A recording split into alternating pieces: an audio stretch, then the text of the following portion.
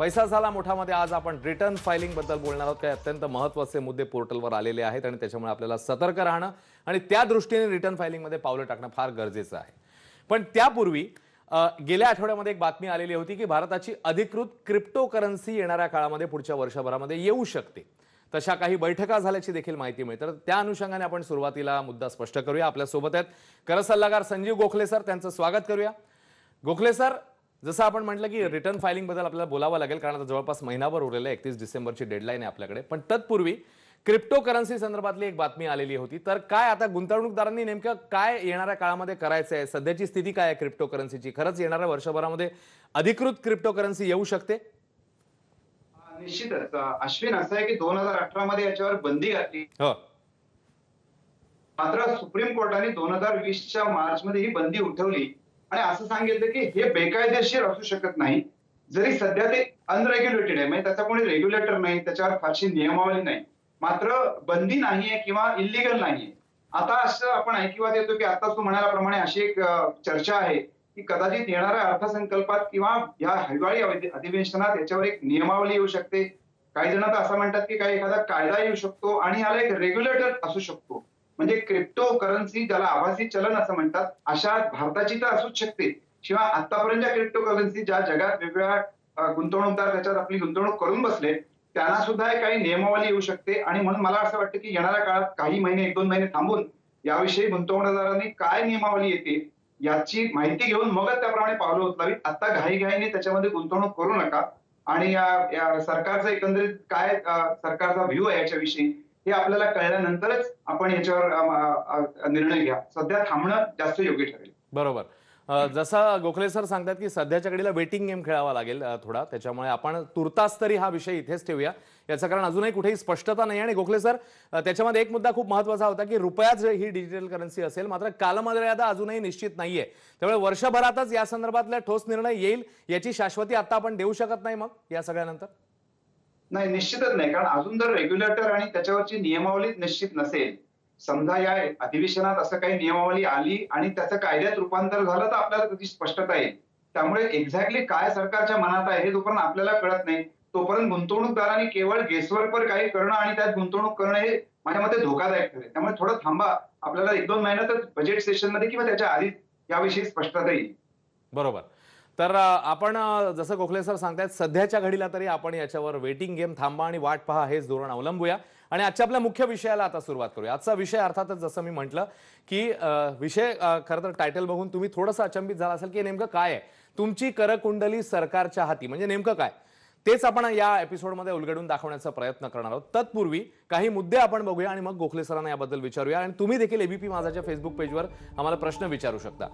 तर आयकरची नजर आता प्रत्येक व्यवहारावर असणार आहे. फॉर्म 26A सह पोर्टलवर वार्षिक माहिती पत्रक, ज्याला अॅन्युअल इन्फॉर्मेशन स्टेटमेंट असं म्हणतात, ते आता उपलब्ध झालेलं आहे.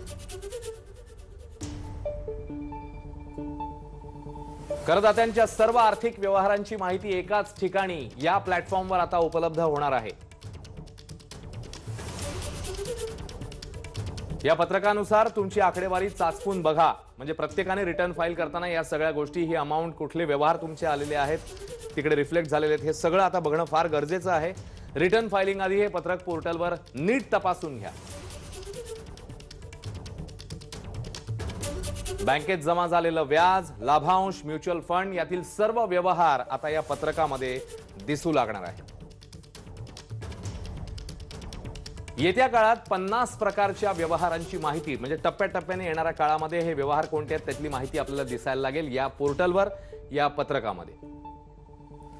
आणि आणखी एक मुद्दा, चुकीची माहिती दिसत असेल तर फीडबॅक मेनूमध्ये जाऊन तुम्ही तसं कळवावं, म्हणजे त्यानुसार पावलं टाकण्यात येईल. तर आपण गोखले सरांना आता विचारा. गोखले सर, हे पहिल्यांदाच आम्ही ऐकतोय अशा प्रकारचं एखादं स्टेटमेंट. हे स्टेटमेंट नेमकं आहे तरी काय आणि कधीपासून हे प्रत्यक्षात अंमलात आणलं गेलंय, काय सांगाल?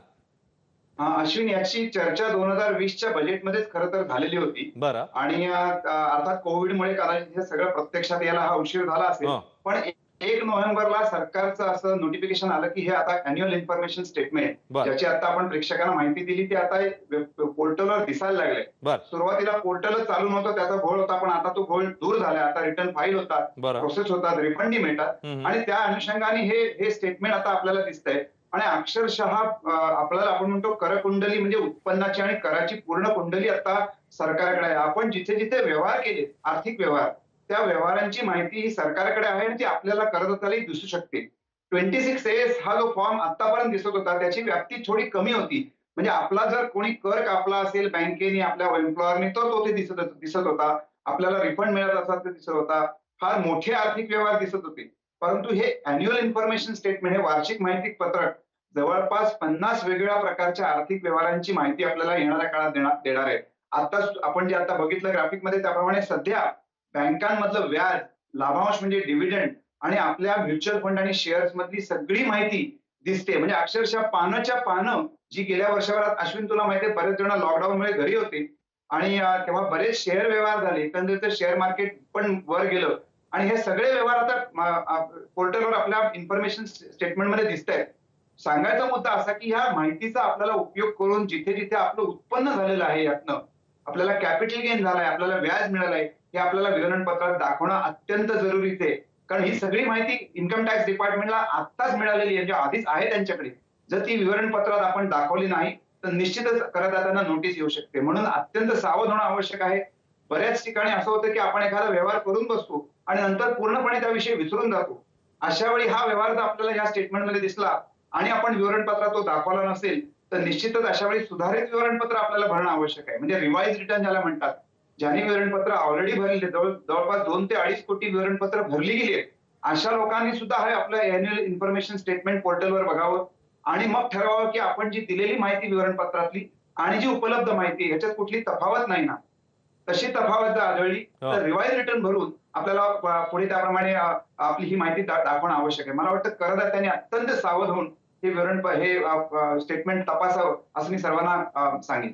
बर सर, आणखी आपण याच्याबद्दल बोलूया. पण आता आपल्या फेसबुक पेजवर काही प्रश्न देखील यायला लागलेत, ते देखील मध्ये घेऊया.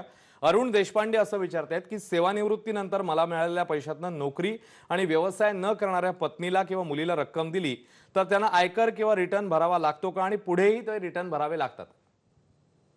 पत्नीला जर रक्कम दिली, सेवानिवृत्तीनंतर झालेली रक्कम मोस्टली करमुक्त असते. परंतु ती जर पत्नीला दिली तर त्याच्यावर जे काय व्याज पत्नी कमवेल, व्याज म्हणा किंवा कुठलंही उत्पन्न कमवेल, हे रिटायर्ड नवऱ्याच्या उत्पन्नात क्लबिंग प्रोव्हिजन प्रमाणे ते ऍड होईल. त्यामुळे त्याचा तसा त्यांना फायदा होणार नाही. म्हणजे त्यांचं स्वतःचं पेन्शन आणि पत्नीला दिलेल्या रकमेवरचं व्याज असं नवऱ्याला दाखवायला लागेल. मात्र मुलगी जर सज्ञान असेल म्हणजे 18 वर्षाच्या वर असेल आणि वडिलांनी आपल्या रिटायरमेंटच्या कॉर्पसमधनं तिला काही रकमा गिफ्ट म्हणून दिल्या तर गिफ्ट तिला लागणार नाही कारण ती रिलेटिव्ह आहे, नातेवाईक आहे आणि तिने जर त्याची गुंतवणूक केली तर त्याचं उत्पन्न तिचं उत्पन्न मुलीचं उत्पन्न म्हणून धरलं जाईल. अर्थात त्यांनी असं लक्षात ठेवावं की अशा पद्धतीचं उत्पन्न मुलीकडे जरी झालं तरी 2.5 लाखाच्या वर जर ते उत्पन्न जात असेल तर तिला विवरणपत्र भरणं आवश्यक आहे. अश्विन तुला माहिती की 5 लाखापर्यंत आपल्याला कर नाहीये, कोणालाच कर नाही. म्हणजे 5 लाखापर्यंत उत्पन्न जर असेल तर त्याला पूर्णपणे कर माफी आहे. परंतु या मुलीला 5 लाखाच्या आत उत्पन्न असेल पण 2.5 लाखाच्या वर असेल तर विवरणपत्र भरून तसं सरकारला कळवणं आवश्यक आहे की मला कर नाही, मात्र विवरणपत्र भरणं अत्यावश्यक आहे. बर, आणखी एक प्रश्न सर आलेला आहे की रवींद्र भोजने असं विचारतायत की सध्याच्या घडीला revise return date, last date जी आहे की रिटर्न भरण्याची ती 31 डिसेंबर आहे का आणखी ती वाढू शकते, मार्च एंड पर्यंत जाऊ शकते? नाही, मूळ जे ओरिजिनल रिटर्नची डेट आता 31 डिसेंबर वाढवलेली आहे एकंदरीतच गेल्या काही महिन्यात. मात्र रिवाइज रिटर्नची डेट ही मार्च 2022 आहे. त्यामुळे अजूनही बराच काळ आहे. म्हणून मी आताच म्हटलं की ज्यांनी आपलं अॅन्युअल इन्फॉर्मेशन स्टेटमेंट बघितलं नसेल आणि रिटर्न फाईल झालं असेल अशा वेळी ते बघितल्यानंतर जर लक्षात आलं की आपण एखादा व्यवहार दाखवला नाही त्याचं उत्पन्न आहे तर त्यांना रिवाइज रिटर्न आता लगेचच भरता येईल. नंतर लक्षात आलं तर ते मार्च 22 पर्यंत कधीही भरता येईल. त्यामुळे अशा करदात्यांनी आपण सावध होऊन यावर नजर ठेवावी. सर, आणखी काही प्रश्न आपल्याला येत आहेत पण तत्पूर्वी पुन्हा एकदा जे स्टेटमेंट ज्याच्याबद्दल तुम्ही आता सांगितलं तर त्या स्टेटमेंटमध्ये काय म्हणूया आपण पहिल्यांदाच जसं आपण म्हणतोय की समोर येते आपल्याला तर नेमक्या कोणकोणत्या गोष्टींची खातरजमा त्या स्टेटमेंटमध्ये आपण करायला हवी, आपण कशा प्रकारे मेनूमध्ये त्या वेबसाईटवर जाऊन ते चेक करायला हवं, त्याची प्रोसिजर सांगाल का? त्याची प्रोसिजर सोपी आहे. लॉग इन केल्यानंतर सर्व्हिसेस म्हणून आपल्याला समोर एक मेनू दिसतो. त्या सर्व्हिसेस मध्ये क्लिक केल्यावर तिथे अनेक सब मेनू आहेत. त्याच्यात अॅन्युअल इन्फॉर्मेशन स्टेटमेंट असा मेनू स्पष्टपणे दिसतो. तिथे आपण क्लिक करायचा. तो क्लिक केल्यावर आपलं ते स्टेटमेंट ओपन होईल.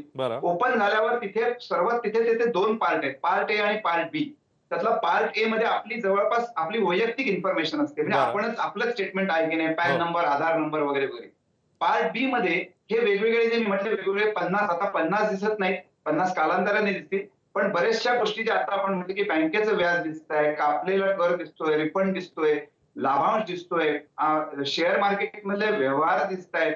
एवढंच काय तर फॉरेनमध्ये तुम्ही एखादा रेमिटन्स केला म्हणजे गेल्या वर्षी आपल्या मुलाला जर परदेशात पैसे पाठवलेत, तो मुलगा जर परदेशात शिक्षण घेत असेल तर त्याचीही रक्कम आपल्याला दिसते.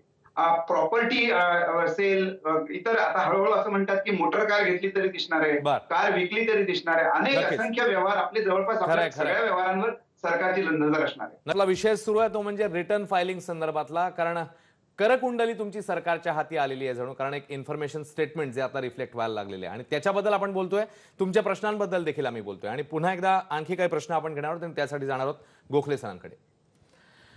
गोखले सर, पुढचा प्रश्न आपला आलेला आहे. सॅन काळे विचारतायत, ग्रँडफादर नंबर म्हणजे नक्की काय आणि याचा इन्कम टॅक्स रिटर्न मध्ये काय फायदा? ग्रँडफादरिंग डेट असं त्याला तसं म्हणणं आहे. बर. 31 जानेवारी 2018 हो. या दिवसानंतर जर शेअर घेतले असतील तर तुम्हाला थेट तुमच्या 10% टॅक्स लागतो. पण ह्याच्या आधी जर तुमच्याकडे शेअर्स किंवा म्युच्युअल फंड असतील तर 31 जानेवारी 2018 ची तुम्ही त्या दिवसाची जी प्राइस होती ती तुम्ही कॉस्ट म्हणून घेऊ शकता. त्याला ग्रँडफादरिंग डेट असं म्हणतात. बर, आणि त्याचा रिलेव्हन्स शेअर मार्केटमध्ये जो कॅपिटल गेन आपण काढतो बर, तो काढताना ह्या 31 जानेवारीच्या प्राइसचा संबंध आहे. बर. सागर कोठवडे असं विचारतायत की एक रकमी घर घेतलेलं आहे त्याला असेट्स मध्ये दाखवता येईल का? हो, निश्चित ते सेल्फ ऑक्युपाईड प्रॉपर्टी म्हणून तुम्ही दाखवू शकता रिटर्न मध्ये. जर त्याच्यावर गृहकर्ज घेतलं असेल तर 2 लाखापर्यंत वजावटी घेऊ शकता. बर. दत्ता कोटकर विचारतायत, सध्या म्युच्युअल फंड मध्ये गुंतवणूक होतीये तर त्यावर येणारं व्याज त्याच्यावर कर लागणार का? हो, म्युच्युअल फंडावर नॉर्मली व्याज असं मिळत नाही, डिव्हिडंड किंवा लाभांश ज्याला म्हणतात तो मिळतो. तो त्याच्यावर तो करपात्र आहे या वर्षीपासून, म्हणजे आता ते रिटर्न भरायचंय. आणि जर कॅपिटल गेन झाला म्हणजे आपण ते म्युच्युअल फंड जास्त प्राइसला विकले तर त्याला जो फायदा होतो त्याला कॅपिटल गेन म्हणतात. त्याच्यावर 10% टॅक्स आहे, अर्थात 1 लाखापर्यंत एक्झेम्पशन आहे. परंतु त्यांचा जो प्रश्न होता करपात्र आहे का? हो, करपात्र. युवराज इंदलकरांचा प्रश्न आहे की मला गाडी घेण्यासाठी माझ्या नातेवाईकांनी 50,000 रुपये दिले तर ते मग इन्कम मध्ये येणार का? नाही, नाही, निश्चित नाही. कुठल्याही नातेवाईकाने जर आपल्याला गिफ्ट दिली असेल तर त्याच्यावर कुठलाही टॅक्स लागत नाही. मित्रांनी जर 50,000 दिले असतील तर 50,000 पर्यंत टॅक्स लागत नाही. मात्र 50,000च्या वरची रक्कम जर दिली असेल तर ते उत्पन्न दाखवायला लागेल. पण त्यांचा प्रश्न जो आहे नातेवाईकांनी दिलं असेल तर त्यांना कुठलाही कर भरायला लागणार त्या रकमेवर. विकास चव्हाण सर विचारतात की कमर्शियल प्रॉपर्टी मधून येणारं रेंट हे पूर्णपणे टॅक्सेबल आहे का? नाही, ऐकून आहे, परत रिपीट कर. विकास चव्हाण यांचा प्रश्न असा आहे की कमर्शियल प्रॉपर्टी मधून येणारं रेंट हे टॅक्सेबल असतं का पूर्णपणे?